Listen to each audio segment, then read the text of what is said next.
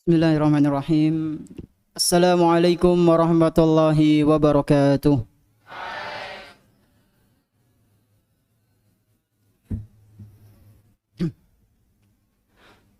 Alhamdulillahirabbil alamin wassalatu wassalamu ala nabiyyina Muhammadin wa ala alihi wa ashabihi wa man tabi'ahum bi ihsanin ila yaumiddin.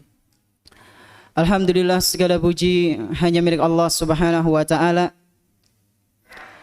yang mana Dia telah memberikan kepada kita nikmat yang begitu banyak.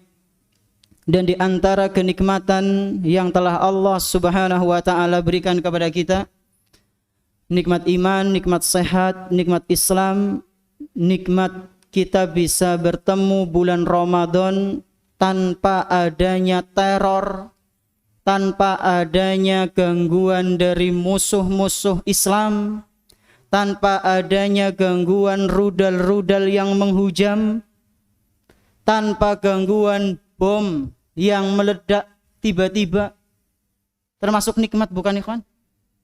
Nikmat. Subhanallah, kemarin ana melihat potongan video yang merekam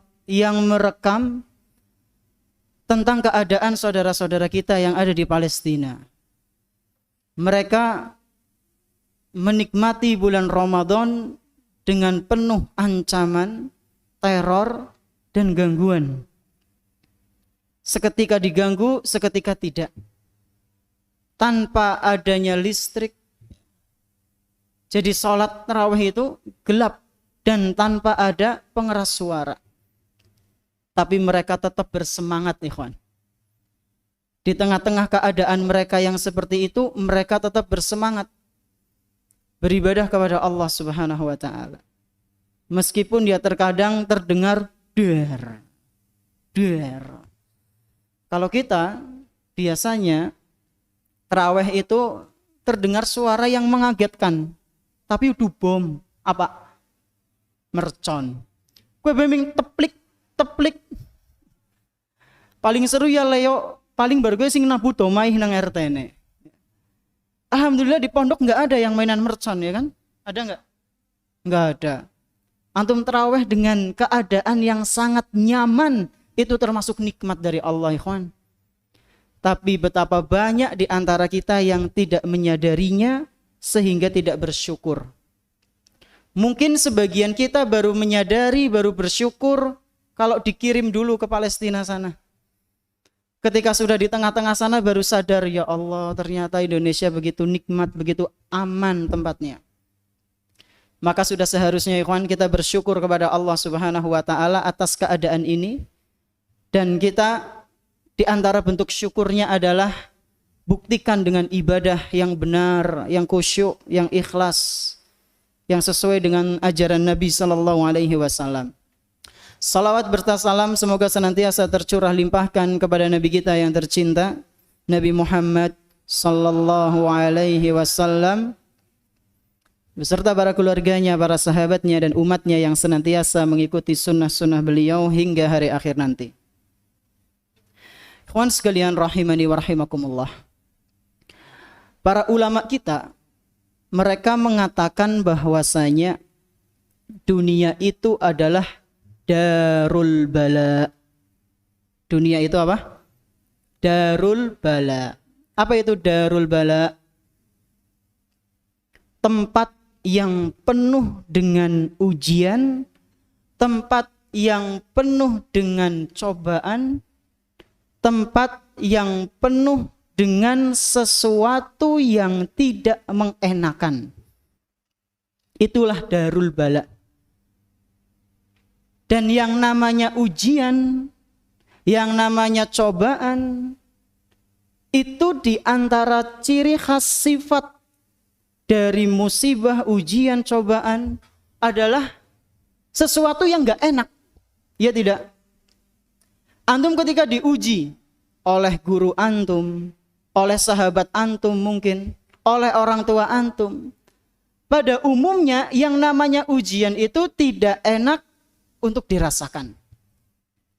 Dan itu sifat dunia, ikhwan. Selama kita masih hidup di dunia ini, pasti kita akan menghadapi ujian-ujian yang gak enak. Meskipun kadang ada ujian yang kelihatannya enak, tapi sejatinya itu tidak enak. Kenapa kita akan menghadapi beberapa ujian yang gak enak, Ustadz? Karena kita manusia. Manusia itu tinggalnya di mana? Di bumi, di dunia. Dan dunia itu memiliki sifat yang tidak mengenakan. Dan manusia diciptakan dalam keadaan senantiasa merasa tidak nyaman. Laqad khalaqanal insana fi kabad. Sungguh, kata Allah, kami ciptakan manusia dalam keadaan selalu susah payah, selalu merasa tidak nyaman. Ya. Itulah keadaan kita di dunia. Maka bersabarlah. Nah, ikhwan sekalian rahimani wa rahimakumullah. Pada kesempatan yang berbahagia kali ini, kita akan mencoba mengupas bagaimana cara supaya kita bisa menikmati dalam tanda kutip ujian-ujian yang Allah Subhanahu wa taala berikan kepada kita.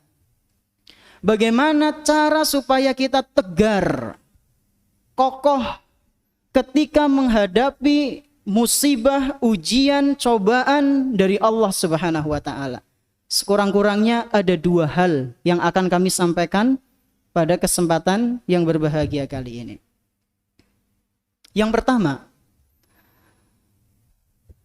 seseorang ketika menghadapi ujian, bekal yang harus dia miliki adalah takwa. Apa ikhwan? Takwa kepada Allah Subhanahu wa taala. Bagaimana takwa itu, Ustaz? Takwa adalah antum menjalankan kewajiban-kewajiban Allah, perintah-perintah Allah atas hidayah yang telah Allah berikan kepada antum, dan antum mengharapkan pahala kepada Allah Subhanahu wa taala. Dan antum menjauhi larangan-larangan Allah atas hidayah yang telah Allah berikan kepada antum, dan antum mengharap untuk bisa terlindung dari siksa api neraka. Itulah takwa. Yang pertama apa? Takwa. Takwa kepada Allah Subhanahu wa taala. Ittaqillaha haitsuma kunta. Bertakwalah engkau kepada Allah Subhanahu wa taala dimanapun engkau berada. Kenapa kita harus bertakwa? Karena kita manusia. Manusia yang hidup di dunia yang penuh dengan ujian dan cobaan. Ustaz, apakah semua manusia mendapatkan ujian? Mendapatkan ujian? Apa ada yang enggak, ikhwan? Semua manusia mendapatkan ujian tidak? Tidak? Iya. Berarti para nabi dan rasul juga dapat ujian? Iya. Ceres apa? Ceres apa? Antum? Ini, ya antum. Yang tengok-tengok apa? Ceres apa? Para nabi dan rasul dapat ujian. Kan mereka orang-orang yang terjaga. Hah? Ceres apa? Para nabi dan rasul dapat ujian tidak? Iya. Kata siapa? Ceres Ustadz. Ustadz siapa? Kata siapa ya ikhwan? Para nabi dan rasul dapat ujian. Kata Nabi kita Muhammad sallallahu alaihi wasallam, bahkan mereka para rasul dan anbiya adalah manusia-manusia yang paling berat ujiannya. Nabi sallallahu alaihi wasallam suatu hari pernah ditanya oleh salah seorang sahabatnya, "Ya Rasulullah, ayyun nasi asyaddu bala'an?" Wahai Rasul, siapakah manusia yang paling berat ujiannya wahai Rasul? Maka kata Nabi Muhammad sallallahu alaihi wasallam, al-anbiya'u summal amsal fal amsal, yaitu para nabi dan orang-orang yang semisal mereka. Para ulama, orang-orang yang beriman, orang-orang yang soleh, ya. orang-orang yang menjalankan syariat dengan benar.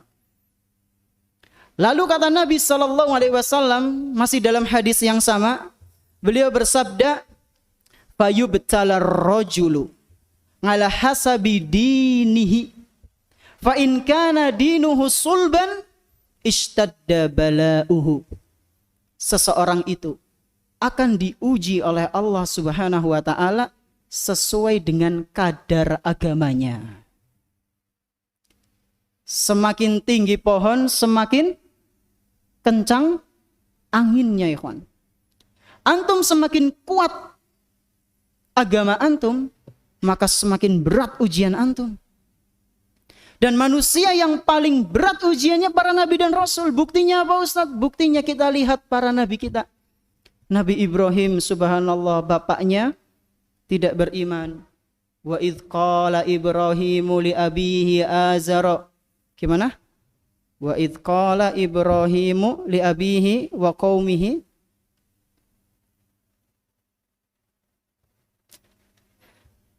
Wa idh qala Ibrahimu li abihi Azara atattakhidhu asnaman aliha. Memang harusnya dinada. Kalau enggak lupa ya. Itu Allah menceritakan bahwasanya Nabi Ibrahim alaihi salam mengajak dialog bapaknya yang nyembah berhala, enggak beriman. Ujian berat enggak, ikhwan? Berat. Terus Nabi Nuh diuji dengan putranya yang tidak beriman. Lalu Nabi Lut, istrinya yang tidak beriman. Mereka diuji dengan ujian yang berat, sedangkan kita ujian yang paling cuma nembe cibiran, ece-ecean ya. Dijuluki sesuatu yang kurang baik. Itu masih enteng ya, kawan. Itu masih enteng. Hadis riwayat At-Tirmizi dan dinyatakan sahih oleh Syekhul Albani. Nah, ikhwan sekalian rahimani wa rahimakumullah. Mengenai takwa kepada Allah Subhanahu wa taala ini, itu kalau bisa diibaratkan ya, takwa bagaikan benteng yang sangat kokoh.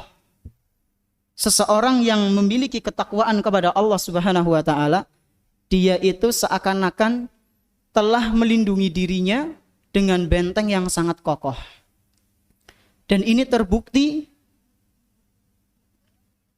terjadi di orang-orang terdahulu, para nabi dan rasul dan orang-orang soleh setelah mereka.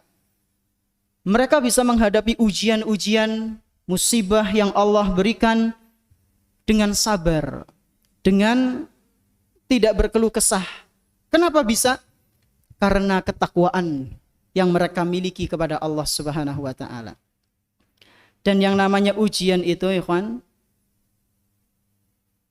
contohnya tidak mesti sakit saja. Contoh ujian apalagi selain sakit? Antum pernah merasa diuji sama Allah enggak? Antum pernah merasa diuji sama Allah Subhanahu wa taala atau tidak? Pernah apa contohnya? Pernah duit? Terus apa lagi? Dihukum karena melanggar? Apa lagi? Apa lagi?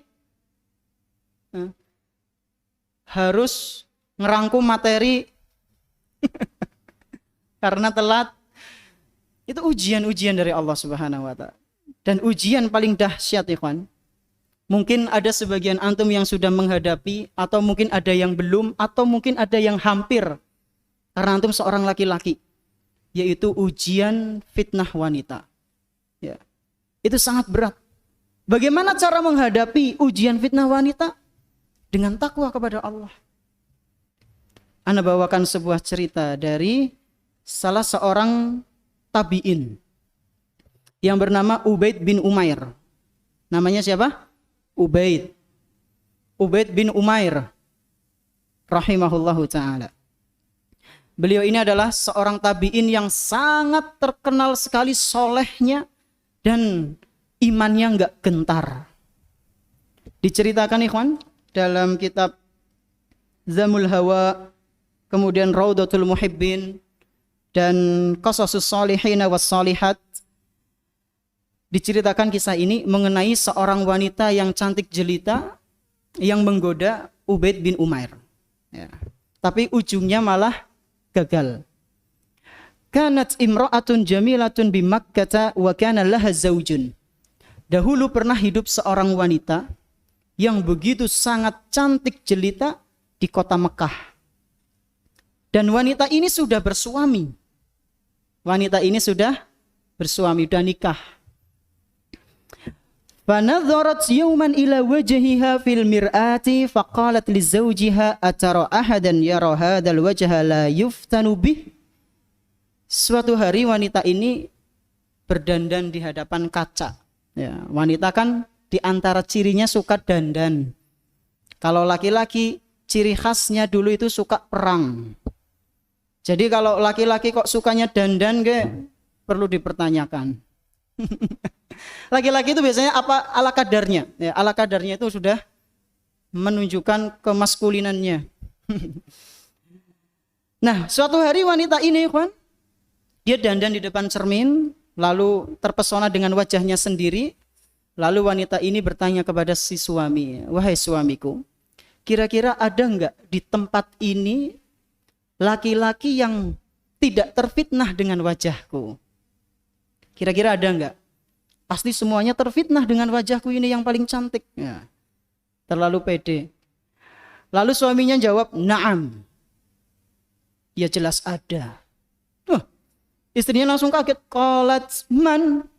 Siapa kira-kira laki-laki itu? Enggak mungkin dia enggak terfitnah dengan wajahku. Maka suaminya mengatakan, Ubaid bin Umair. Ubaid bin Umar adalah sosok laki-laki yang aku yakin enggak akan terfitnah dengan wajahmu. Lalu kebangetan banget nih. Wanita ini mengatakan kepada suaminya, fa'dhan li fihi fala aftinannah. Wahai suamiku, izinkan aku untuk menemuinya. Aku akan buat dia terfitnah. Ngawur ora ya? Ngawur ya. Tapi apa respon suaminya? Suaminya mengatakan, qad adzintu laki. Ya, monggo. Ngono nek bisa. Karena suaminya ini udah yakin, nggak mungkin kefitnah. Maka si suami ini mengizinkan si wanita itu untuk datang kepada Ubaid. Fa'atathu kal mustaftiyah. Maka wanita ini pun berdandan kemudian mendatangi Ubaid dengan kondisi keadaan seakan-akan dia pengen bertanya sesuatu, minta fatwa. Karena selain rajin ibadah, Ubaid ini orang yang sangat cerdas. Fakhala ma'aha fi nahiyatin minal masjidil haram. Lalu ketika sudah ketemu sama Ubaid, Ubaid diajak sama wanita tersebut untuk ke pojokan masjid. Karena saya malu. Kalau di tengah-tengah masjid banyak yang lihat, saya pengen tanya sesuatu di pojokan masjid. Ada pertanyaan yang sangat penting, harus saya tanyakan kepada Anda. Lalu Ubaid dan wanita itu pun ke pojokan masjid. Setelah mereka sudah berada di pojok masjid, fa'asfarat an misli falqatil qamar. Setelah mereka sudah di pojokan masjid, wanita itu langsung menyingkap hijabnya dan terpancarlah kecantikan wajah wanita itu bagaikan purnama. Purnama memang cantik, bergejol-gejol ya. Ini cuma ungkapan saja ya kawan. Ya, jadi penulis riwayat ini menggambarkan sangat cantik sekali. Saking bingungnya mengungkapkan cantiknya gimana ya, seperti pancaran bulan purnama. Ubaid ketika itu langsung kaget. Faqala laha ya amatallah. Ubaid langsung berkata ke wanita itu, wahai hamba Allah, bertakwalah. Lalu wanita itu mengatakan, inni qad futintu bika fandur fi amri. Wahai Ubaid, aku ini terfitnah oleh dirimu. Coba lihat aku, coba lihat aku. Nak dewek kepriwe? Subhanallah, enggak jamin. Subhanallah, enggak jamin ya. Lalu Ubaid mengatakan, inni sa'iluki an syai'. Fa in anti sadaqatini nadhartu fi amriki. Aku punya satu pertanyaan. kalau seandainya engkau mau jawab jujur pertanyaan-pertanyaanku, bukan 1, 3 ya, nanti disebutkan 3 pertanyaan. Kalau kamu mau jawab pertanyaan-pertanyaanku, maka aku akan pertimbangkan lagi permintaanmu. Maka wanita ini mengatakan, la tas'aluni an syai'in illa sadaqatuka. Apapun yang kamu tanya, pasti akan aku jawab jujur, wahai Ubaid. Pertanyaan pertama. Qala akhbirni, law anna malakal mauti ataki liyaqbidu rauhaki, akana yasurruki anni qadaitu laki hadhil hajjah? Hei fulanah, kalau misalnya detik ini juga, saat ini juga, malaikat maut datang kepadamu, terus mengambil nyawamu, mati kowe, apakah kamu masih ingin kalau aku menunaikan hajatmu? Langsung kenapa? Damage-nya. Langsung kenapa itu namanya lah, nggak tahu. Apakah kalau ada malaikat maut sekarang, kamu tahu mau ngambil nyawamu, kemudian kamu masih berhasrat aku untuk memenuhi keinginanmu? Lalu wanita ini mengatakan, qalat Allahumma la.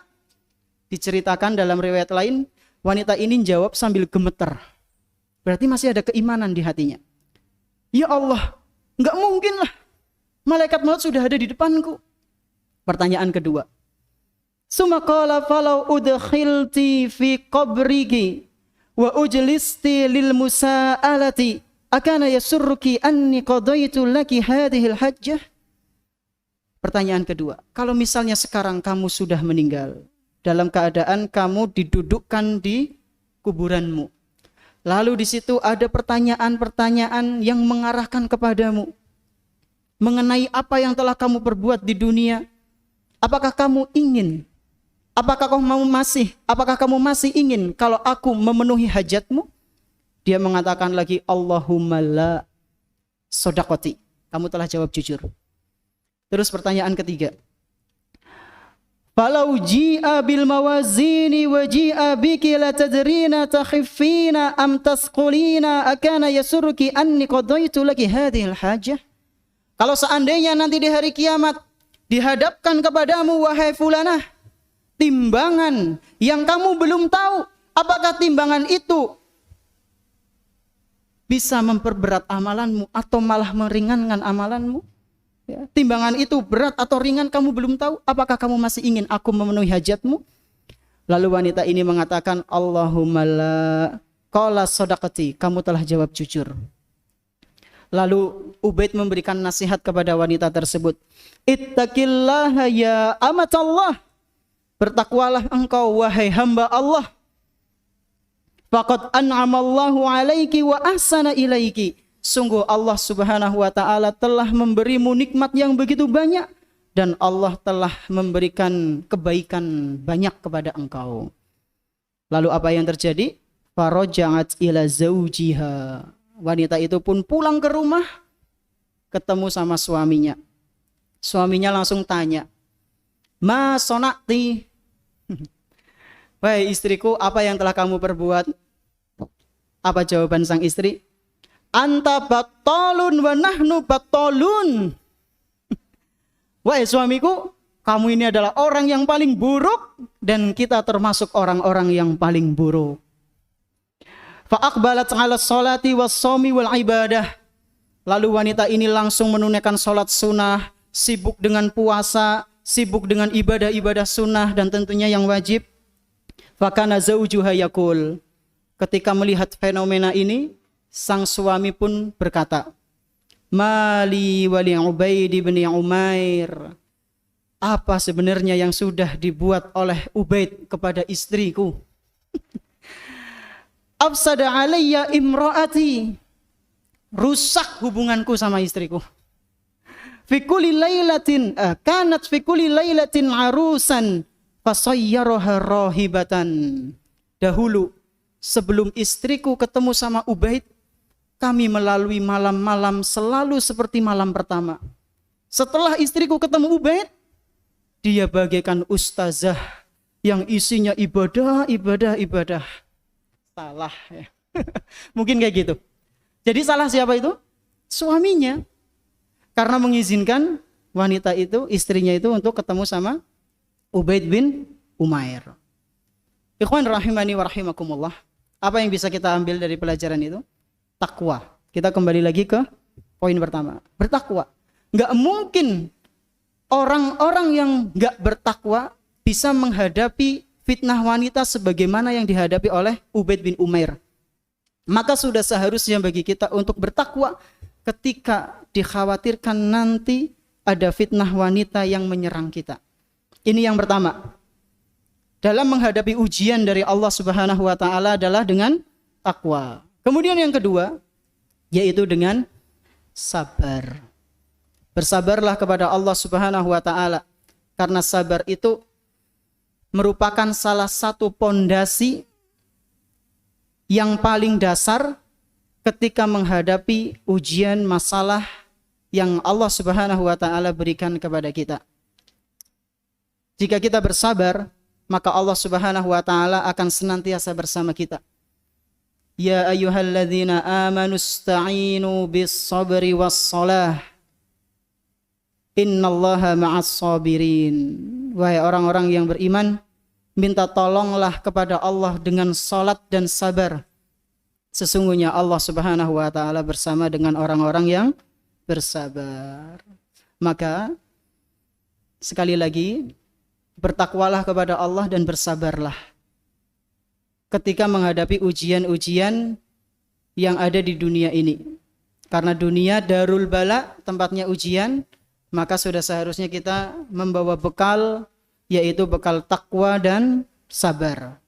Mungkin ini yang bisa Anda sampaikan, kurang lebihnya mohon maaf. Terima kasih atas perhatiannya. Masih ada waktu, silakan antum manfaatkan sebaik mungkin untuk berdoa kepada Allah Subhanahu wa taala, minta sesuatu yang berharga ya. Minta semoga bisa diumrohkan oleh Allah atau haji, bisa haji bersama abi antum, umi antum, bisa menjadi seorang penuntut ilmu yang bertakwa kepada Allah ya. Bisa menjadi seorang penghafal Al-Quran yang bermanfaat hafalannya ya. Dan bisa bermanfaat untuk masyarakat ya, amin. Subhanakallahumma bihamdik asyhadu an la ilaha illa anta astaghfiruka wa atubu ilaik. Wassallallahu ala nabiyyina Muhammadin wa ala alihi wa ashabihi wa man tabi'ahum bi ihsanin ila yaumiddin. Wa akhiru da'wana alhamdulillahirabbil alamin. Wassalamualaikum warahmatullahi wabarakatuh.